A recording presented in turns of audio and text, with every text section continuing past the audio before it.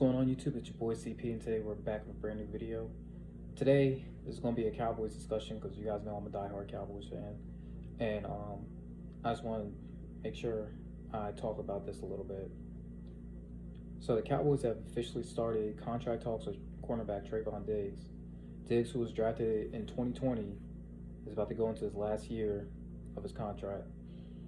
So, as right now, it's kind of like you gotta make a decision by the end of the season, or he's going to be gone. And trust me, you do not want Trevon Diggs leaving that team. Why do I say that? It's for multiple reasons.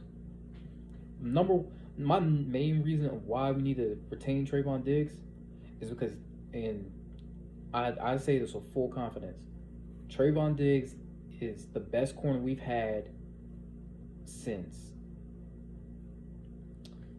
honestly, Deion Sanders, if you think about it.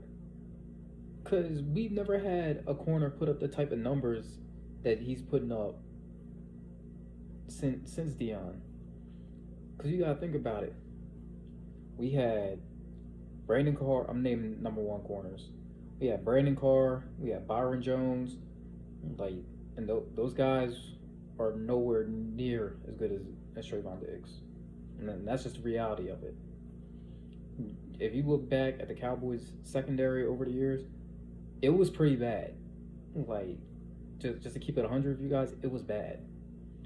Yes, Byron Jones is a Pro Bowler, so I'll give him credit for that. And he knew how to get his hands on football, but the issue is he wasn't getting any interceptions. He really wasn't the type of guy where you would be like, don't throw to that part of the field because it's going to be picked off.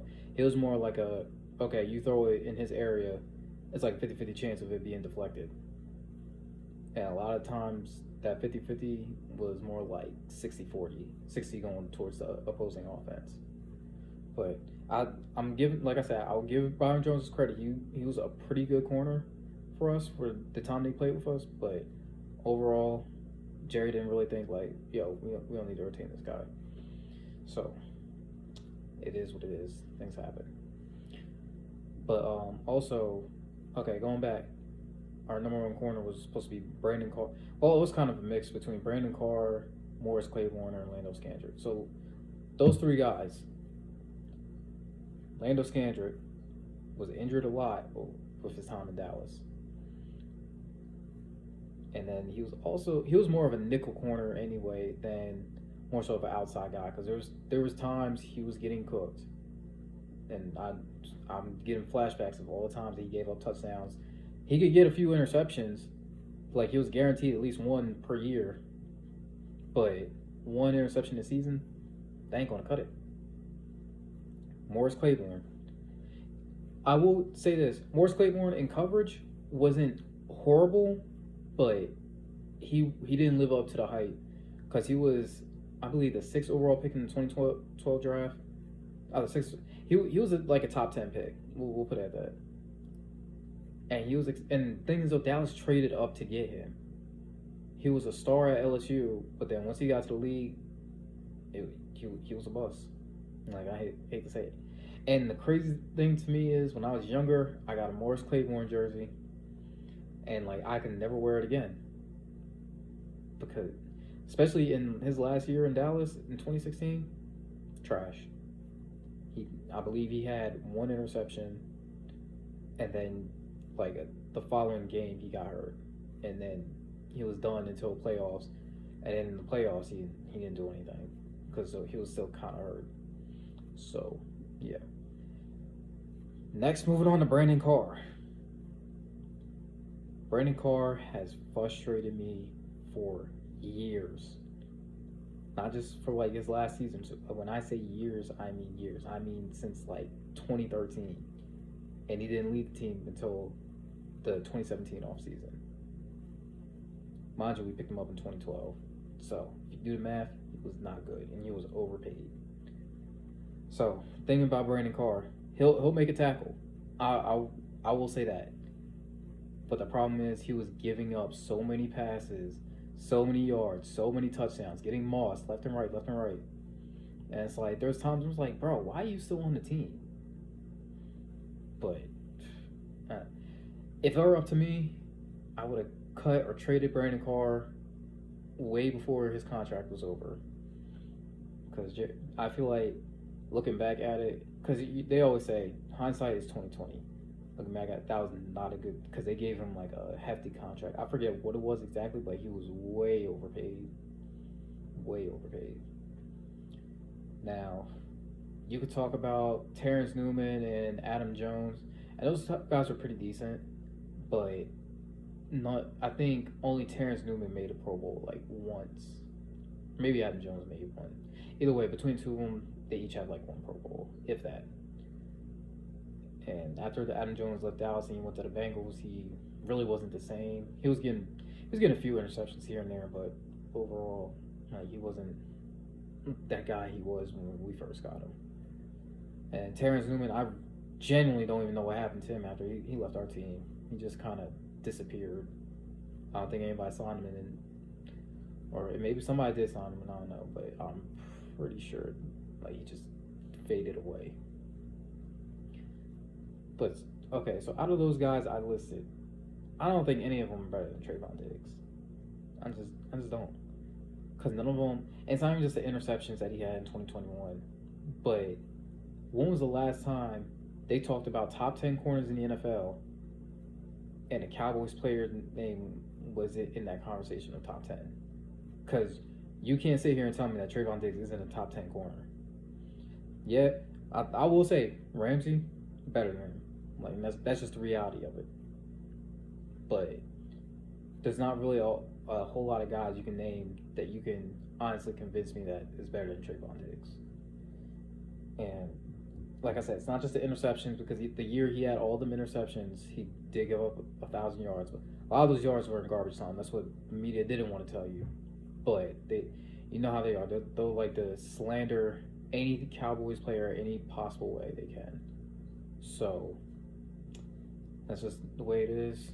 Until we win another Super Bowl, they're going to slander. I feel like even if we do win another Super Bowl in the next couple of years, they're still going to find a way to slander us.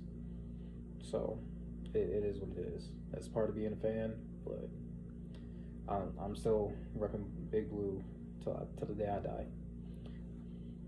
But Trevon Diggs is asking for about a 4-year deal worth $85 million, which would add up to about 21.5 a year. I gotta check my math, but it's about 20. We'll say it's about 21 a year, which isn't too bad. I mean, it's a lot. It would make him at least the highest paid corner going into next season, or not next season, but season after. But you know how the NFL is at this point. It's just an argument. Oh, who's the highest paid at my position, or who's the highest paid player? That's all it really is. Because sometimes it's like these players will get these contracts and their talent just disappears. So, do I think that's going to happen to Diggs? No, I don't think so. Because he's actually, think about Trevon Diggs, he's being consistent. His rookie year, he was banged up. I think he was only limited to like 6 to 9 games, something like that. No pun intended. But I think it was 9 games he was limited to, and he had 3 interceptions. So, that's not bad for a rookie year. But it's not, because I believe he was a 2nd-round draft pick, so I guess they were expecting a little bit more out of him. But again, he was banged up, so we'll never know if he could have gotten more or less, how he was really going to be. Then his 2nd year, he just had that breakout season with all those interceptions, and I believe he was 2nd or 3rd in the league in pass deflections that same year too. So he got his first Pro Bowl. Yes, again, he gave up all them yards, but I feel like the way he plays, because I remember Jalen Ramsey even talking about this. Jalen Ramsey plays out of phase. Trevon Diggs plays in phase. And when you play in phase, you're going to give up a lot of yards. If you're going to give up a lot of yards, you got to have a lot of picks, which Trevon Diggs does.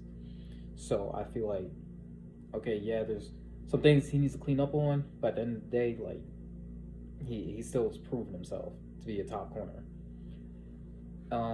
Another thing, look, if you go back to the 2022 season and look up some of the top receivers that Trevon Diggs went against, Jamar Chase, Justin Jefferson, just two names to name off. Those two, he held both of them under 30 yards. Yes, he held both of them under 30 yards. So if that's not a top 10 corner, I don't know what is. But just keep Jamar Chase, 2021 Offensive Rookie of the Year. Justin Jefferson wasn't Rookie of the Year because he was robbed by Jay Herbo.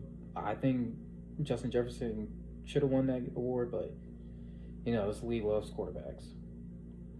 But yeah, everybody will say like, Jay Jettas probably more than likely the best receiver in the league, which I think he is too.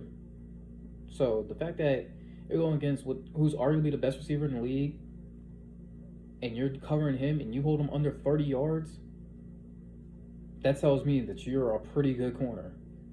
So, like I said, give Diggs his money. Give him his money. But I want to thank you guys for watching this video. Make sure you leave a like. Comment below, what do you think the Cowboys should do with Trevon Diggs? Do you think they should give him the franchise tag? Do you think they should let him walk? Or do you think they should resign him? Let me know, and I'll talk to you guys next time.